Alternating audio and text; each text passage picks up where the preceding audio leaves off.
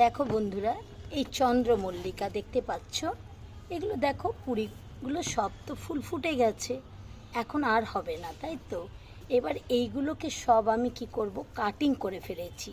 এই যে এইভাবে সমস্ত ফুলগুলো কিন্তু কেটে ফেলতে হবে, না হলে কিন্তু নেক্সট সিজনে কেউ ফুল পাবেন না। কেটে ফেলে এবার এইগুলোকে সমস্ত কেটে ফেলুন। এই দেখুন, এইভাবে সমস্ত আমি কেটে ফেলবো।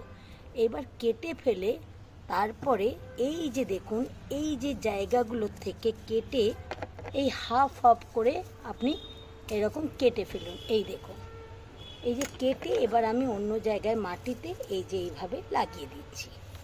লাগিয়ে কিন্তু ওয়াচ করবেন, হ্যাঁ।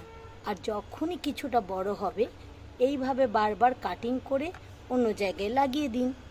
খুব সুন্দর চন্দ্রমল্লিকা নেক্সট সিজনে ভর্তি নানান রকমের ফুল পাবেন। আর এই শর্ট প্রসেসগুলো জানতে আমাকে ফলো করবেন, সাবস্ক্রাইব করবেন, লাইক করবেন।